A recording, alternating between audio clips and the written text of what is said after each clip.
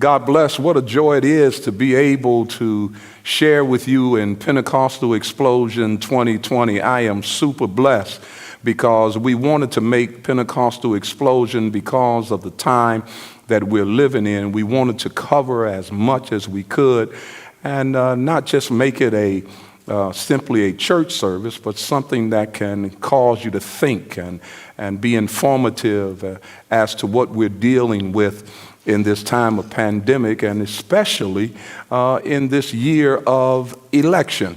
And so I have some very distinguished guests with me on this panel as we will talk about social injustice. We'll talk about social injustice. I have a dear brother all the way from Los Angeles, California, and that is the prophet Gary Sprewell. God bless you, brother. Glad that you're here, man. And of course, I have another brother, a dynamic brother, and of course, he is. We all take a back seat to him and just kind of nod when he starts talking on these issues, and that is the one and only Dr. Jamal Bryan from Atlanta, Georgia. Bless you, brother. It's an honor, Bishop. Man, thank you. I'm so excited that you're here with us in Pentecostal Explosion. For the first time, we've had to do it virtually. Of course, many people are doing things virtually, but let's just get into it because we don't have a lot of time, and I'm super excited to be able to share with you some of the things that, or you'll share with us some of the things that are pertinent to our day. Yes. I have some questions. Of course, they were given to me, but one of the questions is, how do we manage relationships within the church, considering that there are more evangelicals supporting bigotry behavior? That's something that we need to deal with, Dr. Bryan. We're going to turn to you first.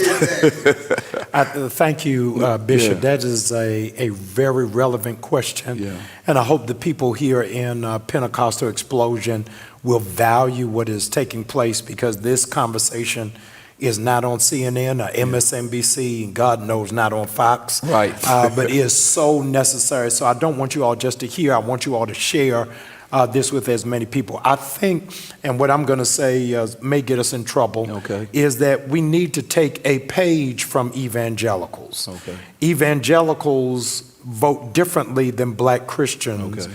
Black Christians, Bishop, vote personality. Okay. Evangelicals vote principle. Okay. And so the evangelicals have decided we're with Trump for two reasons.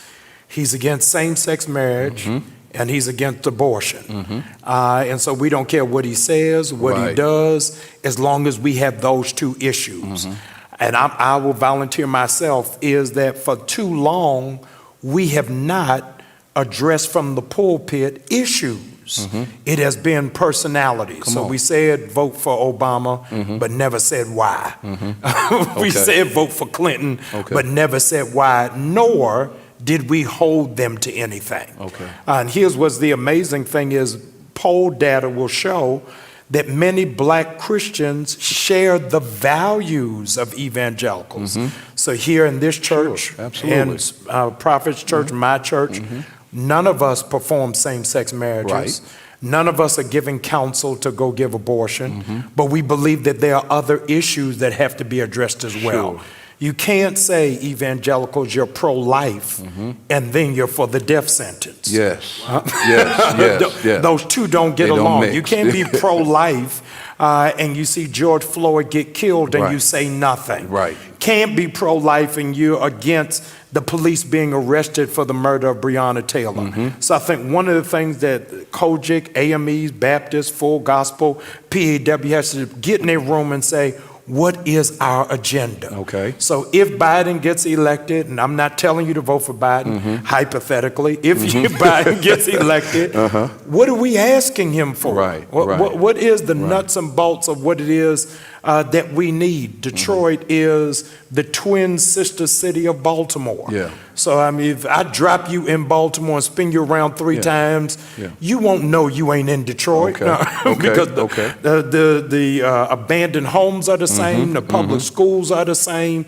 the housing crisis is the same, the, mm-hmm, drug addiction is the same, mm-hmm, the lawlessness is the same, and, mm-hmm, so who has issued a programmatic agenda? And if you all listen to these debates that are coming, everything that is argued is about maintaining the middle class. Okay. Neither the Democrats or the Republican have rolled out an agenda for poor people. Okay. Our responsibility as Christians, Jesus said, remember the poor. Come on now. Every Saturday, Yeah. Bishop, you giving out Yeah. food, Yeah. I'm giving out food. Yeah.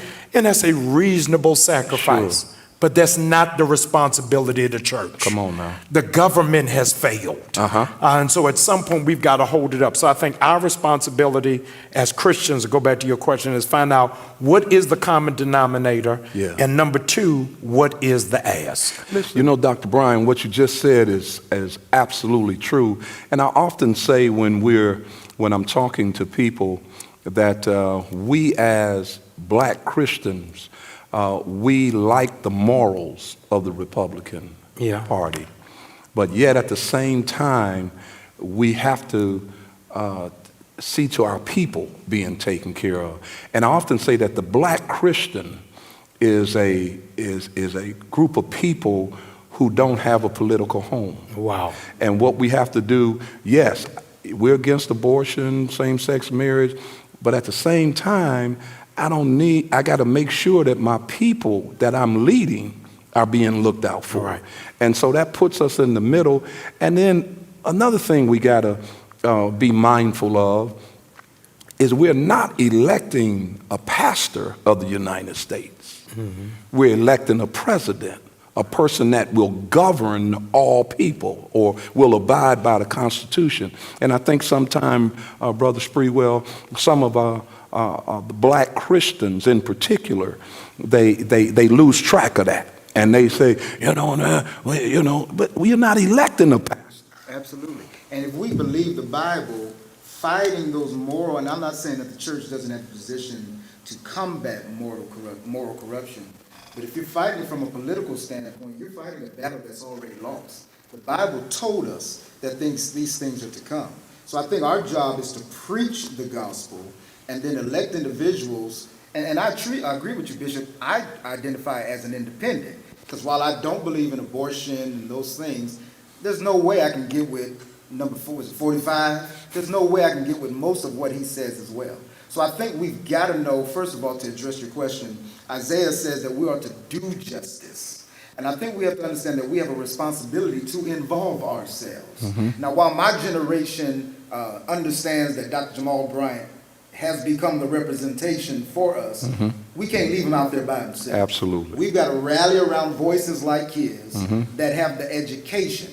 Now, I'm a great supporter, but I know I don't have the vocabulary or the education. So I'm going to stand behind him and do whatever it takes to make sure that he has what he needs to make this successful. Well said, well said.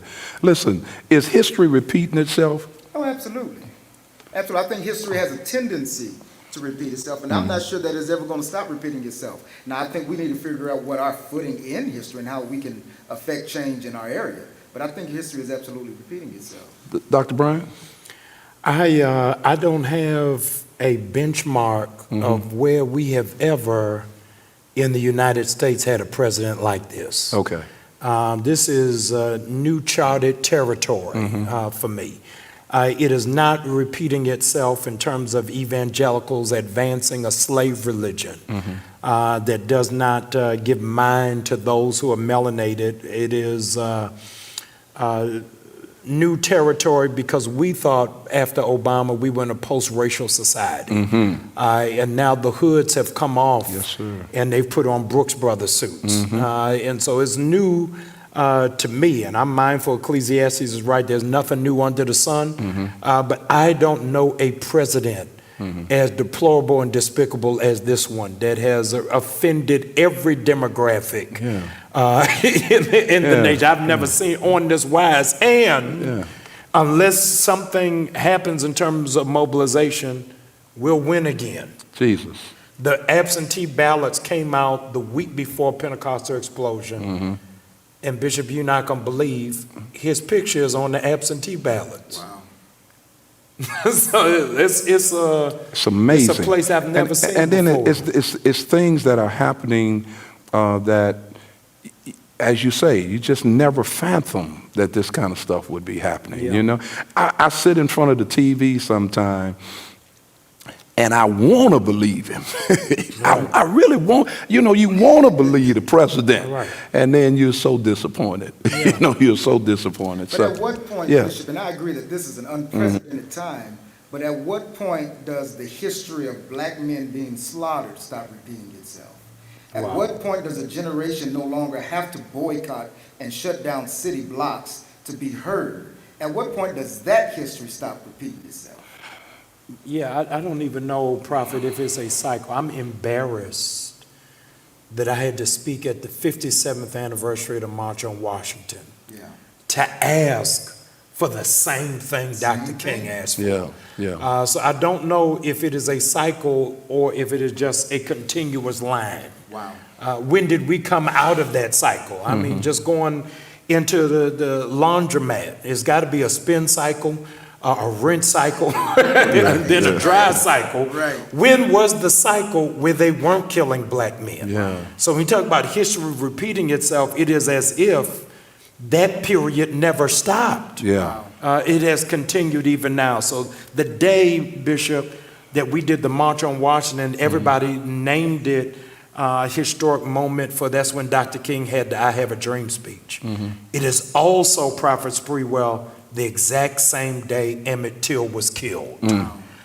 So when you go there, and I'm up chanting about George Floyd and Breonna Taylor, I don't know when the cycle ended. And part of the blood drips from the hands of the church, because for our generation, Bishop Drew, we always worship God for victory, but never went to God for warfare. Come on. Wow. So all of our shouting was for celebration.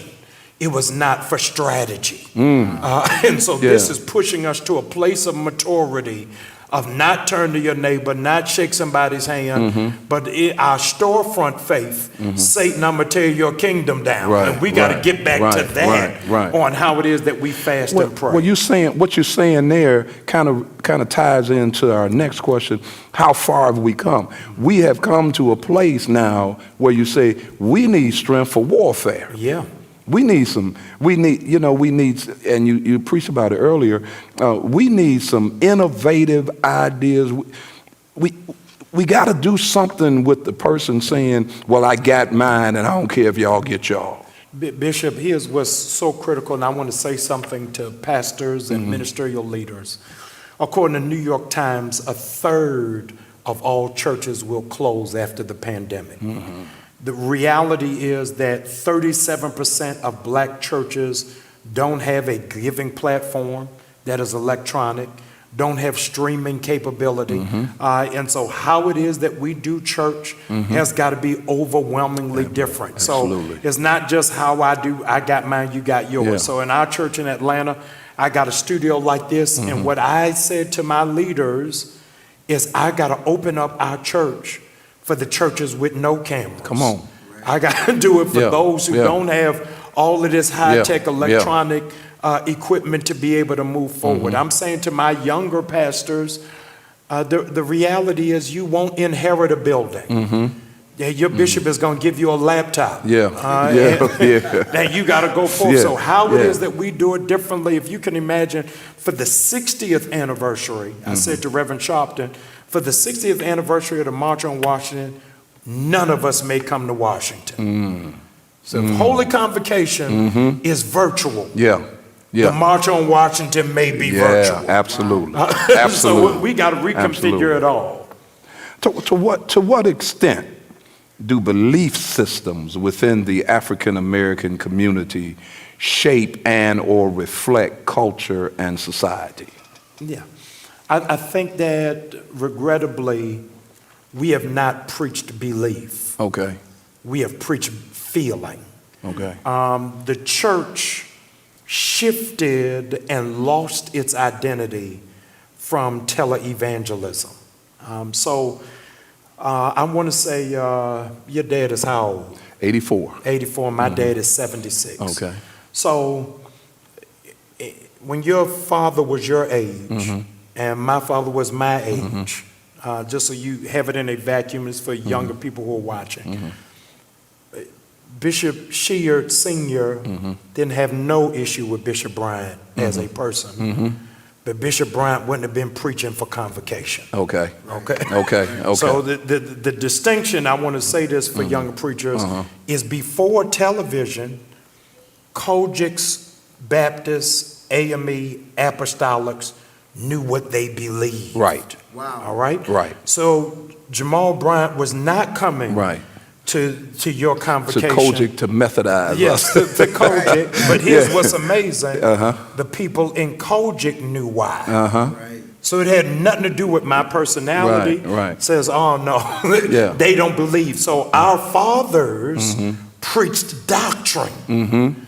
Our generation preaches principles. Okay. Which is two totally different things. So I don't know the last time, Spreewell, personally, I've preached a sermon on baptism. Right. Right. I don't know when the last time I preached a sermon on hell. Right. You got me? We're going to do 3 steps to a turnaround, 5 steps to a victorious life, but we're not preaching doctrine. So our belief system, to go back to your question, is that we're raising kindercare of a generation who has no belief system. And the belief system is very detrimental, and pastors, I hope you're hearing this, because we're living in a generation where the members of our churches, if they're Kiara's age and below, they don't go to New Birth, right? They don't go to Greater. They go to Jamal Bryant's church. There you go. There you go. There you go. They go to Spreewell's That's church. right. That's it. And I think we've got to go back to what is that belief system. So we grew up with that Sunday night catechism class. Yeah. You had to stand up here and know the 66 books of the Bible. We knew the difference between the disciples and the apostles. All of that is gone. Yeah. So I think that the belief system is that we've got to go back to what do we believe, not to divide, Right. but to strengthen. That's key, what you just said. Yeah. Not to divide, but to Yes, strengthen. to strengthen. This is the greatest generation, Bishop, of illiterate believers. And one of the critical things that I argue all the time, Prophet, is you'll notice nowhere do you have the conversation about the mosque wanting to go back early. Wow. Nowhere is the synagogue trying to open up prematurely.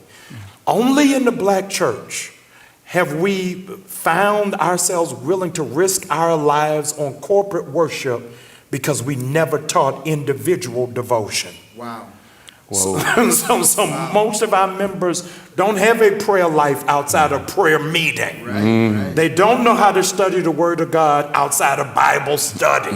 And so this gives us an amazing opportunity to fortify what is the belief structure. All of us, Prophet Spreewell, Bishop Sheard, myself, all of us are seeing an uptick in viewers online than what we saw pre-COVID, February. Absolutely. And part of that is what nobody's giving credit to is millennials are coming to church who swore off church. Yeah. Because now they don't have to put on church clothes. Yeah. Right. Or do it Now, with your feet. I ain't got to hide my tattoos. Yeah. I don't have to hide my piercings. Yeah. I don't have to deal with my gold tooth. I can sit in there with no judgment and have. So what is our belief? So our belief system has got to go in beyond politics, but what we would know, Bishop Sheard, of the polity of the church. The polity of the church is this is where it is that we are and how it is that we go. So we've got a younger generation who's kicking against the tradition because they have no belief system. Wow. And if we undergird them with a belief system, it's going to guide how it is that we see politics. Wow. I mean, he hit it on the head. Yeah, As man. a result, we have a generation who can't defend their faith Yeah. because they don't understand their faith. No. And I think we're trying to get in the church because we're chasing a high. Yes. We're chasing this feeling, this corporate feeling, when prayer, Yes. Bible study should be the most personal and private time of your life. You're right. But the only time, as you said, Jay, the only time we do it is in a corporate setting, and as a result, we're weak in our faith. Wow. Absolutely. Wow. Powerful. That's powerful what you all are saying. Now let me ask you something. We were caught in this myriad of of protests and whatnot. And when it first happened, Dr. Brian, I went public and I said, let's look at this. What are our objectives for protesting? Because I went out and I marched myself. Right. And I told a group of preachers, millennial preachers, pastor, I went to a meeting and I was the oldest one in the room, Right. And I told them, I said, here's the thing. We cannot allow ourselves, our objectives, to be muffled by our actions. The old saying is I can't hear what you're saying for seeing what you do. Wow. And and a lot of our, and listen, I mean, I sat down and talked to my son and daughter, they're millennials, and you'd be surprised what people thought about the looting and the destroying of property. Right. And I said, you just cannot. I think that we need to get focused and say, what are our objectives? What do we want to see come out of it? Because it ain't gonna happen overnight. It's a process. One of the things I've got to underscore for historical reference is that historically, Prophet Sprewell, most pastors didn't march with King. Wow, that's His true. presence was so divisive Yeah. that it split the Baptist convention Yeah. because they didn't Yeah. believe in what it is that he was doing. And so we've got this imagination of Alice in Wonderland, because now every church got a picture of Dr. King in the lobby that everybody was with him. Right, And that was not the case. That was not the case. But it goes back to what is the ask. The critical point, and we did a discussion with both of you, I guess about 2 months ago now. Time is filled with swift transition. Amazingly, the Black Lives Matter movement is the first civil rights movement that didn't come out of the church. So during the Montgomery bus boycott, every night for a year and a day, they went back to the church for revival. So they did singing, preaching, and praying, and then marched the next day. Wow. The Black Lives Matter movement is so critical because not only does it Sprewell not come out of the church, but the young people, unlike the civil rights movement, don't come out of college. Wow. So during the civil rights movement, they were coming out of Fisk, Right. North Carolina A&T, Tuskegee, Howard University. This movement is coming out of Twitter, Snapchat, and Instagram. Right. So the benefit of the colleges is they had a mentor, some professor that was teaching them about resistance, about Mahatma Gandhi, about nonviolence. Sprewell, they would have drills and rehearsals on what to do if they're spat on, if they're pushed on the lunch counter. Yeah. None of that training is happening.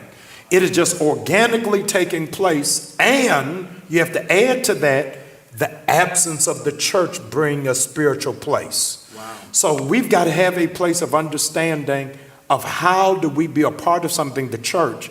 How does the church become a part of something? Here's the drum roll, that we don't lead. Wow. Because the black church only knows how to take authority over what we lead. Right. Not of how it is that we support. Yeah. And so, Bishop, being a bishop, a lot of preachers only come if they're going to be on the mic. Right. If I ain't Absolutely. on the program, Absolutely. don't count on my van. Right. Absolutely. Right? Absolutely. So this is really a shifting Yeah. for the church of supporting something we don't know how to be a part of, as well as we're being pushed to minister to people who are adverse to our theology. All right? So the founders of Black Lives Matter is for lesbians, Right. who none of whom Right. would the average black church let teach Sunday school or be over the youth group. So they are leading a I national. was about to say something else. I ain't gonna say. No. So they're No, you're leading right. a You're national right. movement, and they have what our church has rejected. Yeah. And so we're having to recalibrate on how to do this tango dance. If I understand where you are in theory, but your leadership is against what I preach. Right. I figured out, because when they were coming across the Selma Bridge, the Edmund Pettus Bridge, they were dressed like they was going to church. You got that right. Yeah, now they dressed and they half dressed. Right.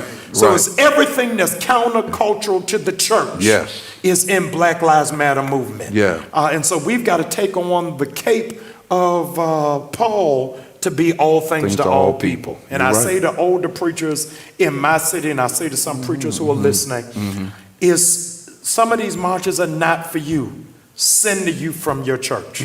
Let them wear y'all's t-shirt. Let them use your van. Right. You don't need to be out there when they got no leadership, no direction, and no ass.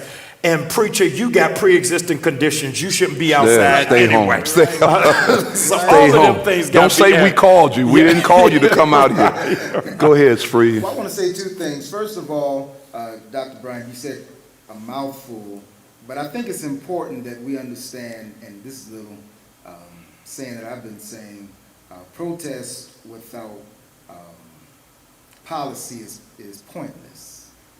And so we're making all these moves, but if we don't have an agenda, what are we really doing? What if a change are we affecting? Right.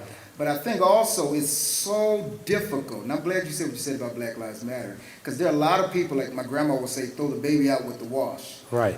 Do we eat the meat and throw out the bone with Black Lives Matter, or do we start our own? What is the solution? Because the same word, when you look at the Bible, the same word for righteousness is justice.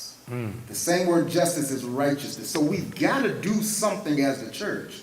Do we stand with people that we don't believe the same values, or do we start our own movement? What do we do, Bishop? Go ahead, Dr. Brown. I'm going to let you answer, because I just think, why recreate the wheel? Okay. Yeah. We got to find, and that's what he's saying, we got to find a way to recalibrate as the black preachers and whatnot. That's what we're talking about with this whole political movement. We got to find a way to get the best result possible. Well, I think if we're going to do that, we've got to have a conclave of preachers and try to convince ourselves to stop imploding from the inside. Stop destroying the movement from the inside just because I don't believe in your moral values. Because if we're going to stand together, we've got to decide that we're going to put our morals to the side and go after what we're trying to change. Well, we ain't going to say that. Well, I'm going to tell you, we ain't going to say that. Now, you may, for the most part, we ain't going to say, let's put our morals aside, but we're going to find somewhere where we can work Find the common ground. You see what I'm saying? That's fighting. They're destroying the movement. Absolutely. Because they don't believe in the leaders. Yeah, I think that this is the litmus test of the authenticity of the church. Do we really think that grace that much more abounds? And this is who we are called to, and this is who it is that we are answerable to. This is the highest generation who says that they believe in God but not organized religion. So they don't go to church, but they got scripture tattoos. Right. Right. Absolutely. They got praying hands on their necks. Absolutely. You know what I mean? And so we've got to find a way of how it is that we make the church relevant to them without diluting our position. Amen. All right. Remember, I want to thank Dr. Bryan for coming to be a part of this, and Prophet Spreewell. I mean, you have my gratitude for making this a very challenging moment at Pentecostal Explosion.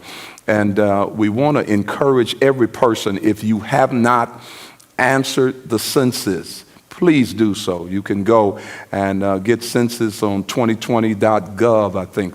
Am I saying that right? Yes, sir. Okay, and make sure that you answer the census. You gotta understand. I was talking to a group of millennial preachers, and I don't see where this money gonna do me no good. It helps the infrastructure where you live, and so therefore you'll have jobs, and you need a job. And so please answer the census. And as we fastly approach election day, prepare yourself to be able to vote so that you can vote. You must vote in this 2020 election. Once again, I want to thank you. Remember, our hashtag is Hot in the House. It's Hot in the House. And this is Pentecostal Explosion 2020. And I hope that you have enjoyed what has transpired here on today. And we want to say God bless Dr. Bryan, and we want to say God bless Prophet Spreewell.